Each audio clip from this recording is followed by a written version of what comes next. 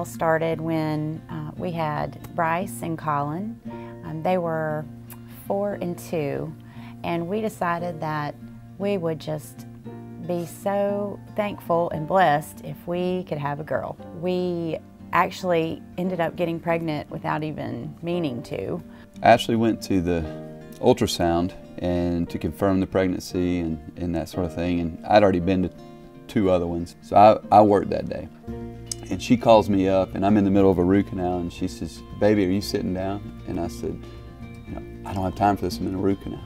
And she said, "We're having twins." And I said, "Ashley, I just told you, I'm busy, I gotta go, don't be messing around." And she said, "No, I'm serious, we're having twins." I didn't believe her, and I thought she was messing. And the ultrasound tech said, "Yeah, Mr. Edwards, there's 2 in there." And I thought I was gonna pass out. She was a little bit of a high risk because of her age and because of the twins. So they sent us to a high-risk pregnancy doctor. And so we go in and they're doing the ultrasound. This is really early in the pregnancy. But I could tell that she kept going back and looking, and I was a little concerned that something could be wrong. The doctor comes back in. He tells us that there's a good chance that these girls are going to be Down syndrome. And he said, it's not definite, but there's a really good chance. And at that point in time, we just sank. How could this be, So we talked about it, and abortion was not an option for us. But if we did an amnio, we could know whether they were going to be Downs or not. And we prayed about it. We decided to do the amnio. Her and I both were just praying, God, make these girls whole. Save these girls. Don't let them be Downs. Let them be normal, healthy, happy kids. And the amnio came back, "Hey, you're good." And we were ecstatic, jumping for joy. And then we went in a few days later for the final results, and then he told us it was a glitch. They're both Downs, probably. At one point in time, when he told us the news, Ashley looked at him and said, How do you raise 4 kids and 2 of them are Down syndrome?" And he said, "I don't know." I literally just got into the bed and just kicked and screamed and screamed and kicked. And I just cried out to God, and I said, "Why, Lord? Why?" And I had been praying my heart out that God would save these girls and change these girls. Being in the medical profession, I've heard a lot of stories about miraculous healing and how God had touched people and people had prayed. If faith the size of a mustard seed can move mountains, we can fix this. God, I know you can. I know you're powerful. I know this is well within your range. And so we prayed with everything that we could.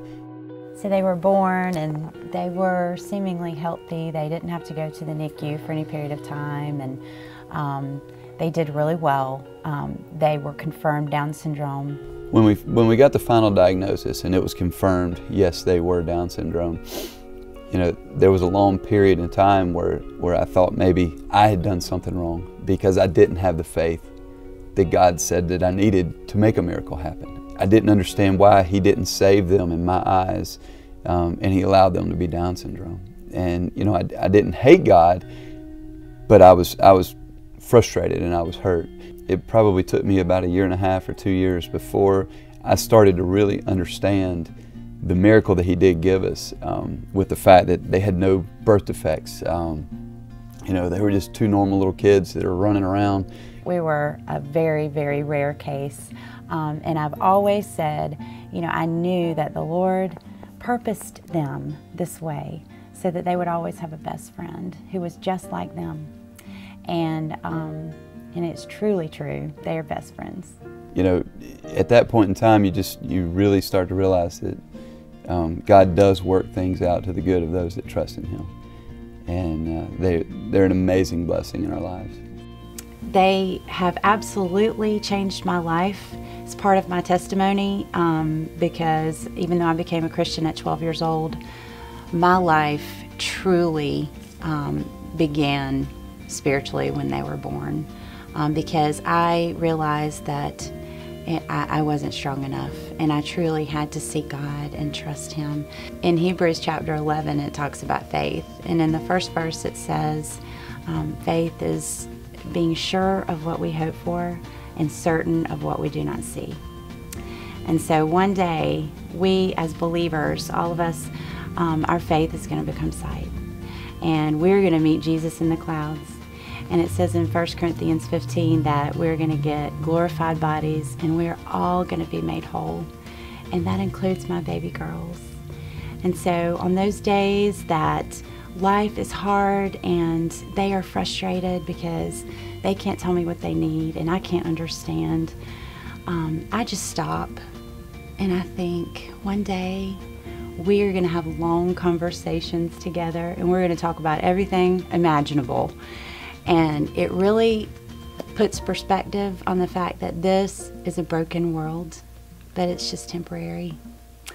And this world is just a shadow of what's going to come, because heaven is going to be amazing, because we're going to be there with Jesus.